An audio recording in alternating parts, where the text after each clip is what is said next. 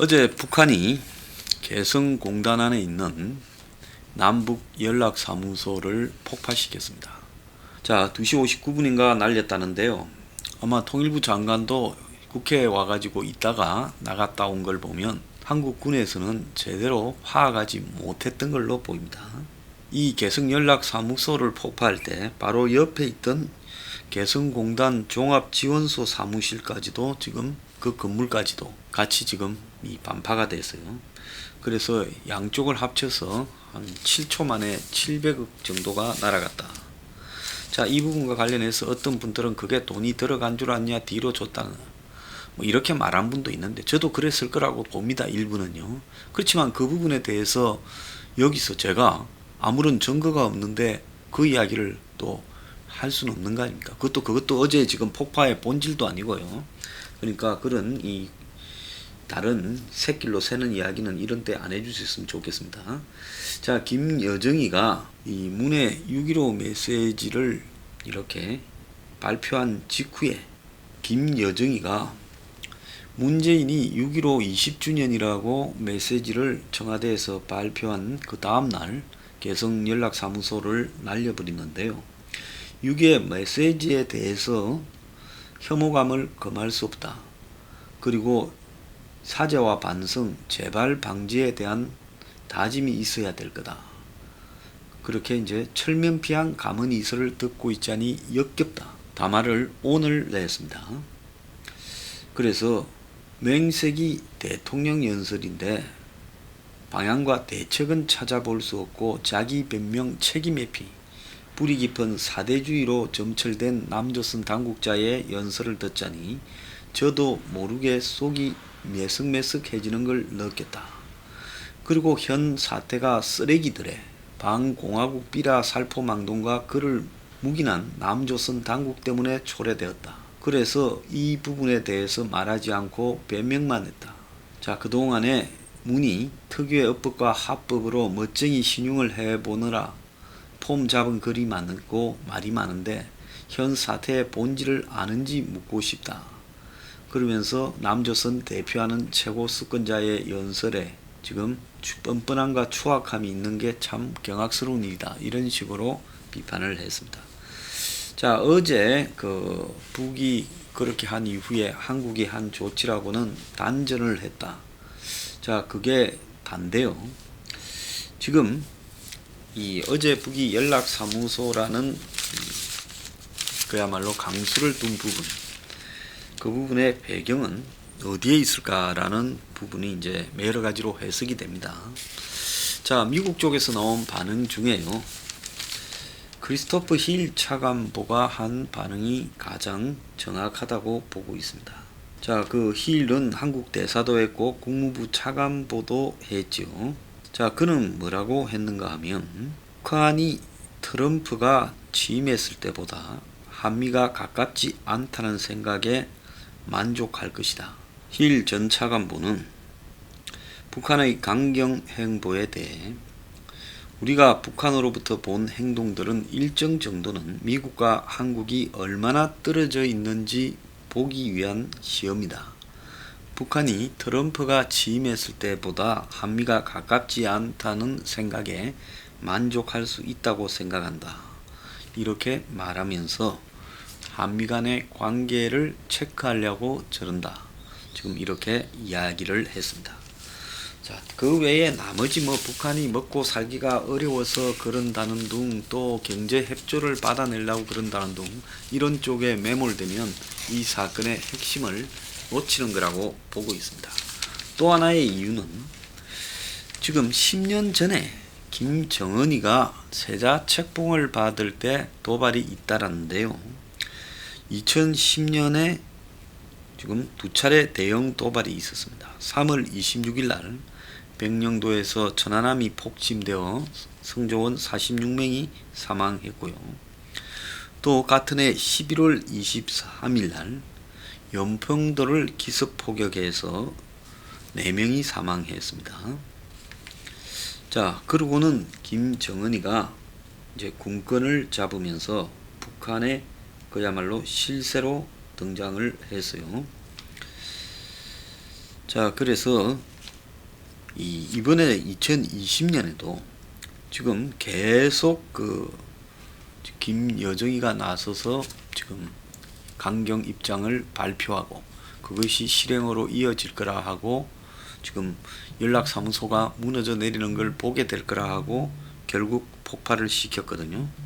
그리고 지금 북한군 총사령부는 어제 이 비무장 지역으로 다시 진출해서 장악하겠다 이렇게 말을 했습니다. 북한에서 군이 전면에 나섰던 것은 2010년인데요.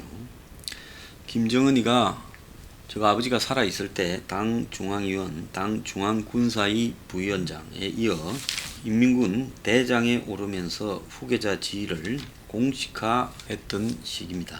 그래서 지금 또다시 지금 북한 군이 전면에 나서면서 개성공단 연락사무소 폭발을 계기로 이후에 유사한 일들을 할 거라고 보는데요. 자, 이 부분의 배경에 여동생인 김여정이 지금 2인자 후계자로 굳히는 그런 과정들이 진행되고 있는 게 아니냐. 그래서 군을 지휘하는 김여정이라는 부분을 보여주려고, 즉 후계 구도에서 가장 중요한 것은 북한 군 내부를 완전히 장악하는 것. 북한은 성군 정치 국가입니다. 마적단처럼 마적단에서는 총칼을 장악해야 되는 거죠. 그래서 그간의 남북 관계에 매우 비판적이었던 북한 군 내부를 들어주고 그들의 입장을 수용해주고 그들이 강경 노선으로 가도록 해주는 부분에 지금 이런 흐름이 있는 거 아니냐, 이렇게 봐야 된다는 겁니다. 그래서 북한군 총참모부가 비무장화를 선언한 부분이 개성공단 판문점 공동경비구역 그리고 금강산 관광지구 비무장지대 내에 철수한 GP 이런 비무장화를 선언했던 부분에 대해서 지금 다 진출해서 다시 무장을 하겠다.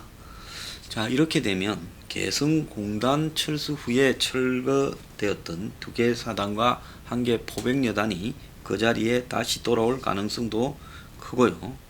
그래서 북한 군부가 개성에 공단을 만드는데 강력하게 반발을 해왔고 JSA 비무장화, DMZ GP 철수 이런 것도 싫어했는데 이게 다 원상 복귀되는 것 아니냐. 그렇다면 지금 당연히 9.19 군사 합의도 지금 파기하는 것이 실제로 이렇게 실행되는 것 아니냐. 그래서 연락사무소 재뜸이라는 김여정의 말이 관철되고 있는 게 아니냐, 이렇게 보는 겁니다.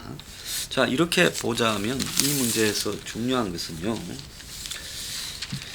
대남 적대 기조를 김정은이는 완전히 뒤에 빠져 있고 김여정이가 주도하고 있는데 김여정의 후계자 위상을 대외적으로 과시하고 북한 군 내부에 다지려고 하는 거고, 자, 이는 김정은의 건강 상태에 심각한 이상이 생겼거나 사실상 김정은이가 아웃된 상태에서 후계자의 필요성이 갑자기 부각되어서 북한이 저런 행동을 하고 있다. 이 부분을 좀 봐야 될 거다는 겁니다.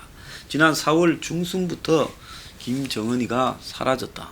그랬다가 또 나타났다 사라졌다 나타났다 사라졌다 하지만 전체적으로 이 부분이 좀 이 페이크, 그야말로 가짜가 포함되어 있고 김정은이가 뭔가 문제가 생긴 것은 맞고 이제 김정은이를 대신해서 김여정이 전면에 나서서 북한 군 내부를 장악해가는 과정에서 북한 군이 만족할 만한 일들을 해주는 그런 부분, 그러면서 이제 대외적 도발을 통해 가지고 또 지금 현 상황에서 남한과 미국 측에 자신들의 입장을 명확하게 보이면서 자신들의 힘을 과시하는 부분, 그러면서 한미 간의 관계도 테스트하는 부분, 또 더 나아가서 미국 트럼프를 상대로 선거의 궁지에 몰려 있는데 이제 네 뜻대로 돌아가는 게 아니다.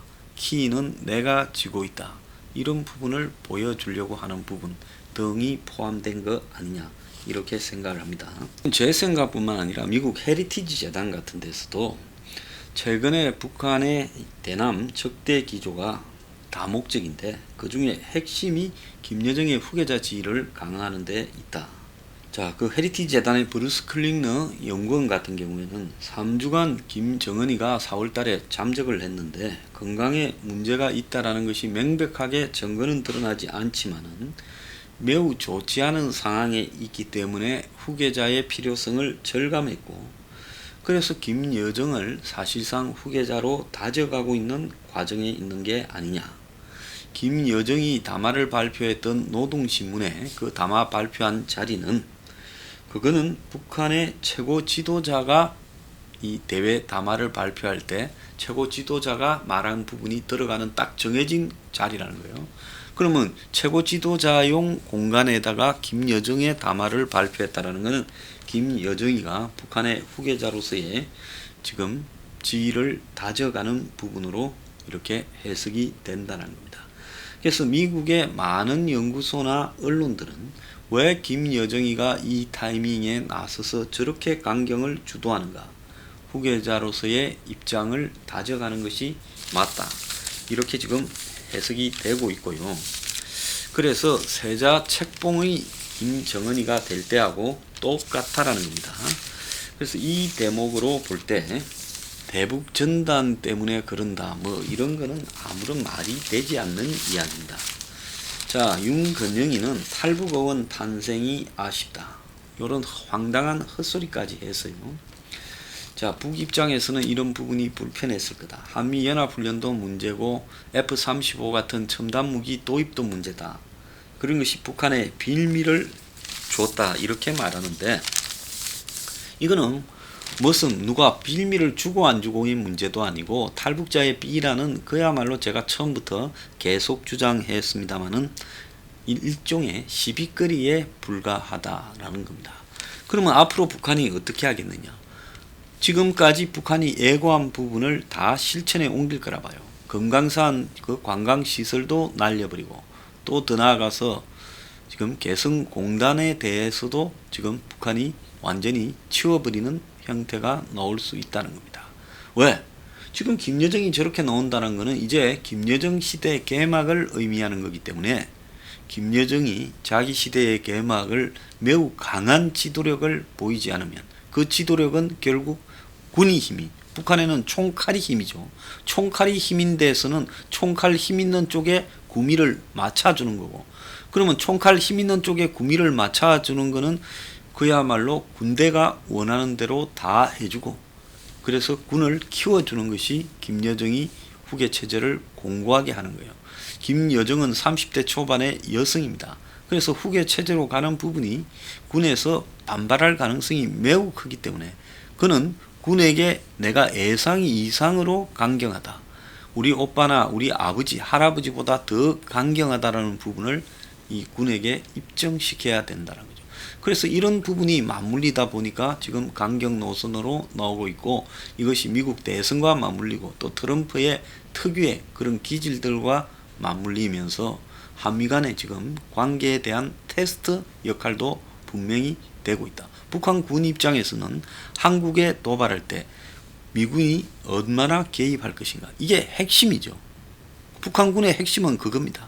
그 부분을 김여정이가 앞장서서 지금 해결해 주고 있다, 이렇게 봐야 된다는